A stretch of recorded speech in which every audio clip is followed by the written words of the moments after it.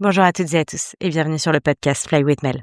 J'utilise ce podcast pour parler de mes voyages, de développement personnel et de toutes les jolies histoires que je peux écouter à travers mes rencontres. Et parce que je suis persuadée que chaque personne que l'on rencontre a quelque chose à nous apprendre, je vous invite à garder votre cœur, vos yeux et votre esprit ouverts sur le monde. Je vous souhaite un très bel épisode et bon vol!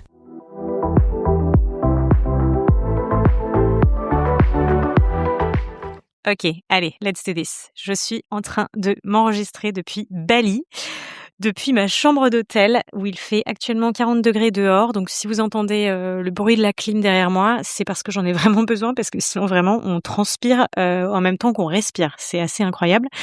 Mais je vais pas me plaindre, j'adore Bali, j'aime beaucoup venir ici. C'est la 3e fois que je viens seule à Bali. Et je sais, ça doit être la 5e fois en tout que je viens à Bali, je crois. Et en fait, j'aime beaucoup cette île parce que c'est une île où il y a ce côté un peu spirituel, mais il y a ce côté aussi où tout est facile. C'est facile de faire des journées ou des routines où on peut travailler et en même temps prendre soin de soi, faire du sport, se faire masser, rencontrer les gens, aller à la plage. Ouais, tout a l'air assez simple. Alors, évidemment, il y a des côtés où il y a des choses un peu moins faciles entre guillemets, comme se déplacer.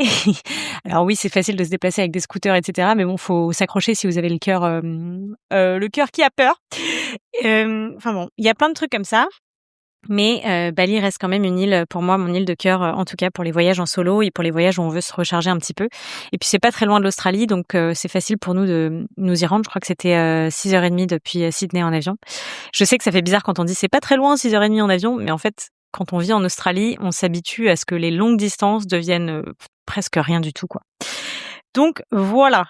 Et alors j'ai posté sur Instagram il y a quelques jours le fait que ça y est, j'ai quitté mon job dans le corporate pour me mettre à fond à temps plein sur mon business Fly with Mel que j'ai lancé il y a un petit moment de ça déjà. Et pour la petite histoire, ça fait quand même en fait j'ai passé toutes mes certifications en coaching et en Master Practitioner NLP, donc en PNL, programmation neurolinguistique. Tout ça, j'ai passé entre 2022 et 2023. Et depuis, j'ai commencé à coacher petit à petit. Et en fait, j'ai monté les échelons jusqu'au moment où j'ai vraiment lancé ma boîte officiellement il y a plus d'1 an et demi de ça. Et j'ai commencé à bosser jour et nuit et week-end et 7 jours sur 7, 5 jours sur 7 pour faire monter ce truc et pour voir vraiment si ça prenait et comment les transformations opéraient et si vraiment, voilà, s'il y avait vraiment une grosse demande ou pas. Et voilà où on en est aujourd'hui. Vous avez la réponse puisque je viens du coup de quitter mon travail à temps plein dans le corporate à Sydney pour dédier tout mon temps au coaching. Et je sais que ça fait un peu cliché. Ça fait un peu cliché comme ça. Et ça fait encore plus cliché la coach qui part à Bali pour faire son break spirituel.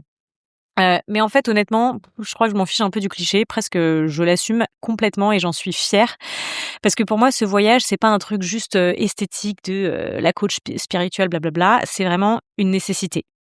Comme je vous le dis, je viens juste de quitter un travail à temps plein où j'avais énormément de responsabilités. J'étais digital communication manager. Donc, je gérais tout ce qui était communication digitale et marketing d'une énorme boîte, heu, dans une langue qui n'était pas la mienne à la base, puisque tout était en anglais, bien évidemment, à Sydney. Et en fait, j'avais énormément de choses à gérer. C'était un travail qui me prenait beaucoup, mais dans lequel j'ai énormément grandi, énormément appris, où j'ai eu beaucoup d'opportunités, notamment de développer ma prise de parole en public, tout ce qui était public speaking. J'ai parlé devant plus de 400 à 500 personnes, donc vraiment, j'ai eu des opportunités de folie. Donc je vais pas du tout cracher sur le corporate et je sais qu'il y a, c'est un peu tendance de dire sur les réseaux: «Ouais, je ne remettrai plus jamais les pieds dans le corporate maintenant que j'ai quitté blabla». Chacun son chemin, voilà, chacun sa route, chacun son chemin, je dirais, chacun ses expériences de vie aussi. Mais moi, personnellement, tout ce que le corporate m'a amené, m'a apporté, en tout cas, m'aura permis d'en être là où j'en suis aujourd'hui et de quitter sereinement un travail qui m'a beaucoup servi, qui m'a aidé, qui m'a plu, mais qui aujourd'hui, n'avait plus les valeurs et n'était plus aligné avec ce que je voulais faire pour la suite, pardon. Et du coup, voilà, le business Fly with Mel que j'ai monté en parallèle, qui me plaît beaucoup plus et de plus en plus et où je trouve énormément de valeur, de purpose, et puis de voir les transformations qui opèrent, pour moi, c'est assez incroyable. Donc voilà, ce départ, il a été mûrement réfléchi, parce que déjà je suis pas quelqu'un d'impulsif. En général, je suis quelqu'un de très réfléchi, j'aime bien poser le pour, le contre, le pour, le contre, faire des listes. Je suis un peu quelqu'un comme ça, parfois j'overthink et c'est pour ça que je comprends très bien les personnes qui viennent me voir et qui overthink aussi. J'ai plein d'outils pour justement pallier à ça et quand même continuer sa vie et aller au-delà de toutes les pensées, raisonnées et moins raisonnées qu'on pourrait avoir, toutes les peurs qu'on pourrait avoir, et cetera, et cetera.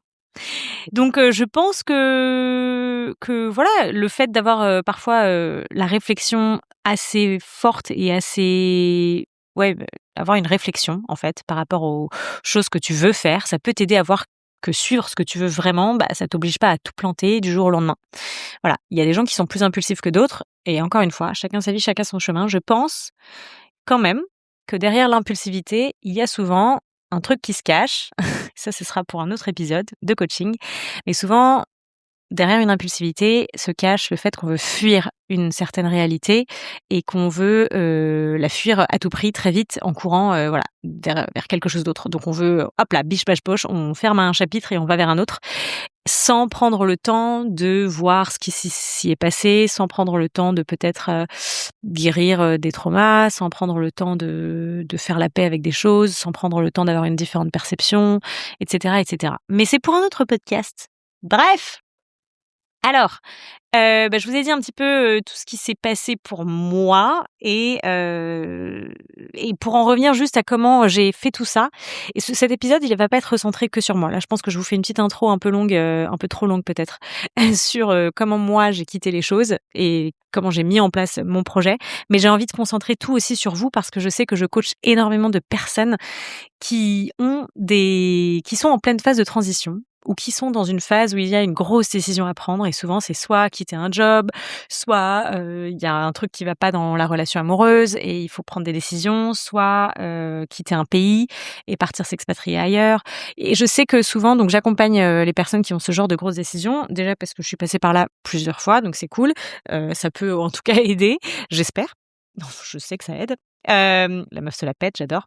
Mais en tout cas, c'est pour ça que j'avais envie de faire cet épisode aujourd'hui, c'est parce que j'espère que la deuxième partie de l'épisode après cette introduction pourra t'aider toi à y voir plus clair sur la décision potentielle que tu as à prendre aujourd'hui.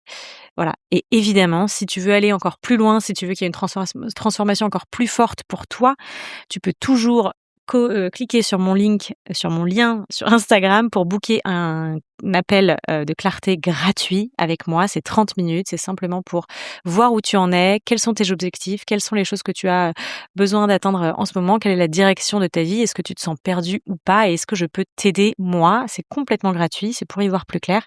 Donc n'hésite pas à cliquer sur le lien si jamais. C'est sur ma bio Instagram. Je reviens donc à cet épisode de podcast. Donc j'ai fait tous mes premiers pas, en douceur quand j'ai commencé après mes certifications, tout ce qui était j'ai fait une certification coaching donc et 2 certifications en programmation neurolinguistique et en fait, j'ai voulu d'abord me faire confiance et en fait prendre confiance dans ma pratique de coaching et de tout ça, plutôt que juste y aller à fond et voilà. J'avais besoin d'abord de me prouver que ça allait fonctionner. Donc j'ai commencé à exercer gratuitement sur des copines, sur des personnes de la famille ici et là et en fait, j'ai vu que ça a pris grave et genre vraiment je demandais des feedbacks constructifs et pas juste, «Dis-moi que c'est bien», tu vois? Je voulais vraiment des vrais feedbacks et j'ai vu que voilà, il y a des changements qui opéraient vraiment et que ça faisait vraiment du bien aux personnes autour de moi, notamment des personnes qui avaient essayé, la psychothérapie, tout ce qui était voilà, les psychologues et cetera et je ne blâme personne, mais je pense que chacun a besoin à des moments différents de sa vie, de de professionnels différents. Voilà. Je pense que parfois le psychologue, c'est très bien quand on est dans une phase, où on a juste besoin de parler, d'être écouté, on veut pas prendre action, on veut pas changer les choses, on a juste besoin de sortir les choses de son cœur, de son corps. Là, par exemple, c'est bien. Moi, en tant que coach, mon rôle, c'est qu'on avance, c'est qu'on change les choses. C'est que les choses que tu n'as plus envie de faire de façon automatique et de façon avec des mécanismes et des schémas de pensée ou les croyances limitantes que tu as qui te bloquent dans ta vie de tous les jours et dans les projets que tu as envie de faire ou qui te bloquent à pouvoir imaginer la vie de tes rêves ou l'amour de tes rêves, par exemple, bah, le rôle que j'ai là, c'est justement d'appuyer sur les bons boutons qui vont faire mal et qui vont te mettre face à tes réalités, face à tes choix, face à des croyances que tu as et on va changer ça, on va changer la perception. On va aller aussi dans les traumas, on va retourner à l'enfance, on va essayer de comprendre pourquoi tu fonctionnes d'une certaine manière ou pas, pourquoi est-ce que tu penses d'une certaine manière et pourquoi est-ce que tu ne t'autorises pas à penser d'une autre manière. Bref, tout ça, j'ai voulu d'abord l'exercer du coup sur, des proches et en fait, ça a fait un espèce d'effet, domino parce que du coup mes proches qui vraiment appréciaient ont commencé à en parler à d'autres et du coup j'ai commencé à faire du coaching à tout petit prix et vraiment je faisais du coaching depuis l'Australie vers la France à tout petit prix, voilà, ici et là, histoire d'avoir au moins, en fait, il y a un truc qui se passe psychologiquement quand on fait payer quelqu'un, c'est que la personne en face prend plus au sérieux, prend plus sérieusement ce que vous faites et ce que vous proposez comme service. Donc du coup, j'ai commencé à faire comme ça et c'est pareil, ça a fait un espèce d'effet domino et ça a pris de plus en plus d'ampleur à tel point que, du coup, je me suis mise à fond sur les réseaux, sur Instagram, à commencer à prêcher un peu plus, le coaching, mais je ne disais pas encore que je faisais vraiment de coaching, à côté et c'est un truc de fou qui s'est passé, c'est que les gens et des gens que je connaissais pas forcément ou alors des connaissances d'il y a super longtemps ont commencé à m'approcher en message privé sur Instagram pour me dire que, ma page leur faisait du bien, mes mots leur faisaient du bien. Est-ce que je faisais des trucs des services de coaching ou est-ce que j'aidais sur le côté et cetera et cetera et ça, j'ai trouvé ça dingue parce que je faisais absolument pas de marketing encore à l'époque. C'était vraiment juste, je postais des choses, voilà, de développement personnel. Je postais mes expériences à moi et les choses qui me faisaient du bien. Et j'ai commencé à en parler avec, mon chéri et en fait, lui-même me disait: «Mais Mel, tu quand même, tout ce que tu fais de façon organique, même sans marketing, même sans dire les choses, les gens sont déjà attirés vers toi, vers ton énergie. Alors imagine le jour où tu vas t'y mettre à fond». Et du coup, ça a planté une petite graine en moi, ce qui fait que j'ai voulu vraiment, me mettre encore plus à fond dans tout ça. Donc je me suis mise encore plus à fond sur, mon compte Instagram, sur mon podcast Fly with Mel du coup. J'ai commencé à enregistrer vachement plus d'épisodes. Et petit à petit, j'ai fait un petit peu mon chemin, tout en ayant mon travail à côté à temps plein, dans lequel je m'épanouissais beaucoup et je grandissais et j'avais besoin aussi de faire, voilà, de prendre énormément confiance dans, ma prise de parole en public, en anglais aussi. J'ai aussi, participé au French Comedy Club, donc j'ai voulu, faire du stand-up comedy aussi pour vraiment me mettre face au ridicule pour, prendre encore plus confiance en moi. J'avais besoin, je pense, de me challenger énormément, de sortir énormément de ma petite coquille, de ma bulle de confort, pour me mettre face au «danger» entre guillemets, à l'inconfort, à tout ce que mon cerveau trouvait vraiment inconfortable, pour me prouver que ça pouvait marcher, pour me prouver qu'il y avait des gens out there, des inconnus, des gens que je ne connaissais pas, qui allaient venir vers moi et qui me feraient confiance. Et en fait, c'est ce qui s'est passé. Et c'est ce que je répète souvent dans mes coachings ou sur Instagram, c'est que c'est pas tant tous les diplômes que tu auras et il faut en avoir, quand ça dépend dans quelle pratique tu es, mais c'est pas tant être prête en termes de certification, diplôme et cetera. Je pense que c'est être prête en termes de confiance, en termes d'énergie et en termes de comment les gens vont se sentir quand ils t'entendent, quand ils te voient, quand ils te regardent, quelle énergie tu dégages et qu'est-ce que tu leur fais ressentir. Et moi, j'ai toujours voulu faire ressentir, en tout cas, de la trust, en fait, de la confiance. Je veux que les gens se sentent en confiance avec moi, qu'ils se disent: «Je peux me confier à elle. Elle va m'aider. Elle peut avoir les clés. En tout cas, elle peut me guider vers les bons trucs». Et c'est ce que j'ai toujours voulu valoriser, au maximum dans tout ce que je fais. La simplicité, la transparence totale aussi, parce que personne n'est parfait et moi la première et moi aussi, j'ai des moments, de down, on en a tous des hauts et des bas. Il y a personne qui est parfait. S'il y a quelqu'un en développement personnel qui vous dit qu'ils ont, réussi à guérir et qu'ils sont au top du top, fuyez en fait, partez en courant parce que ce n'est pas vrai. La vie, c'est une constance, on est en constante évolution dans la vie et vous prenez de plus en plus en confiance, vous pouvez vous transformer de plus en plus, mais il y aura toujours des choses qui seront face à vous et sur lesquelles vous aurez peut-être envie de travailler ou simplement envie d'accepter. Mais en tout cas, d'apprendre à toujours vouloir être en paix avec vous, à l'intérieur de vous et ça, c'est un travail constant. Voilà, je me suis un peu perdue dans tout ce que j'avais envie de vous dire sur le début de cet épisode, mais du coup, ce que je voulais dire, c'est que petit à petit, comme de plus en plus de gens m'ont approché, j'ai commencé à vraiment vouloir structurer plus sérieusement mon business. Je me suis vraiment lancée encore plus officiellement. J'ai fait mon site internet, j'ai lancé ma marque, j'ai lancé ma boîte, j'ai tout lancé en ligne. Je me suis faite aussi accompagner par une coach en business. J'ai retravaillé toutes mes offres. Je me suis laissée pendant plus d'1 an et demi comme ça, où j'ai testé pour de vrai mon marché, l'offre, ma propre capacité à tenir le rythme, les choses qui me plaisaient, les choses qui me plaisaient moins, quel type de client idéal j'avais envie d'avoir, et cetera, et cetera. Et en fait, je me suis laissée dans ma tête, je me suis dit au départ, je me suis dit: «Tu sais quoi Mel, tu te laisses 1 an comme ça, à être à fond et tu vois ce que ça donne». Et pendant du coup 1 an dans ma tête, j'ai bossé, mais quand je vous dis 7 jours sur 7, c'est-à-dire que je ne mens pas, voilà. Socialement parlant, j'ai vraiment vu beaucoup moins de potes, beaucoup moins de proches, je sortais beaucoup moins, heu, tout mon temps libre était vraiment destiné à soit moi me recharger mes batteries, en prenant soin de moi, soit, du coup avec mon chéri, c'était ma priorité de développer, ma relation amoureuse et d'être épanouie dans ça et puis, prendre soin de ma famille et voir ma famille au maximum quand j'ai pu le faire.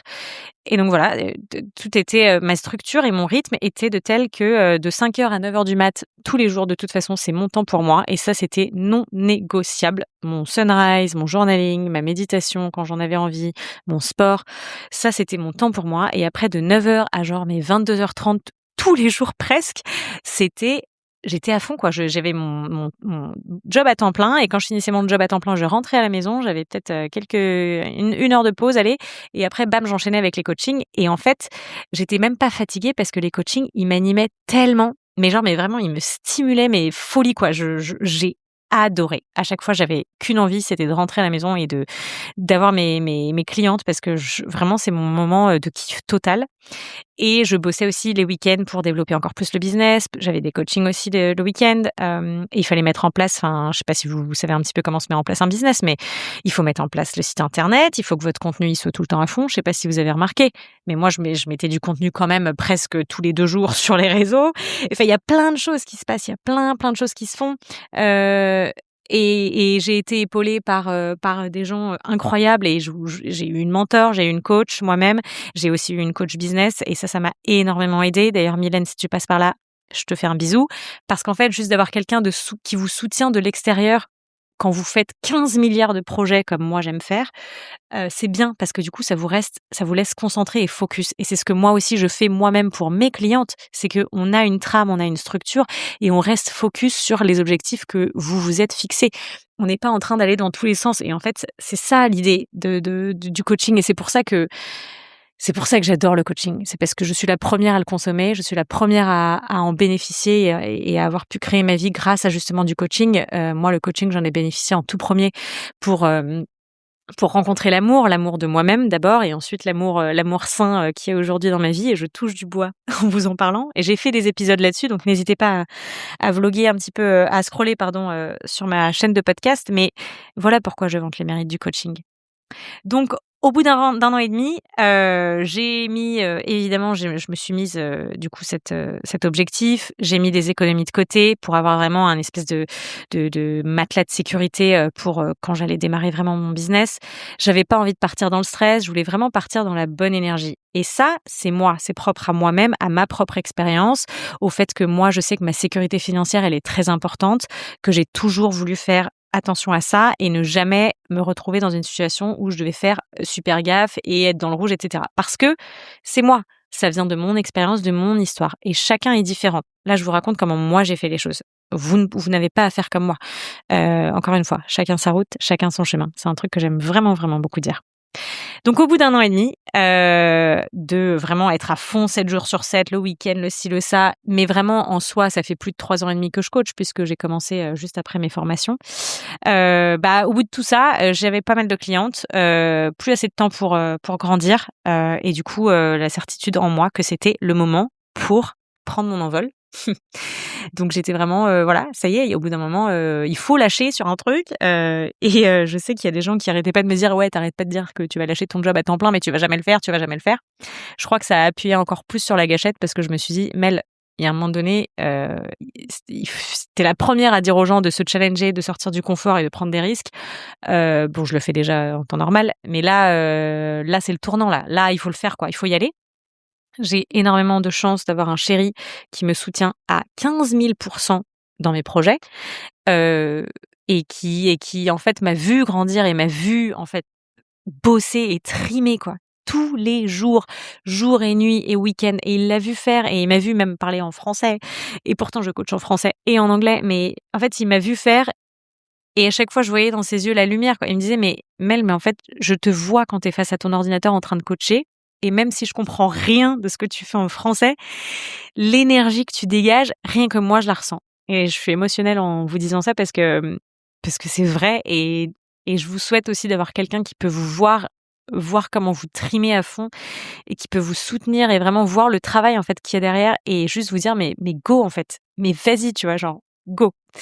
Je suis super émotionnelle en vous disant ça, mais ouais, je suis extrêmement grateful d'avoir un chéri, qui comprend pas forcément tout ce que je fais, mais qui me soutient à 15 000 dans mes trucs et qui a vu aussi, voilà, qui a vu les gens revenir, qui a vu les gens, heu, qui a entendu toutes les histoires que je racontais quand les gens avaient des transformations de folie et qui me disait: «Mais Mel, c'est un truc de ouf ce que tu fais et tu vas aider tellement, tellement de personnes et en fait, il faut que tu le fasses. Il faut, il faut, il faut».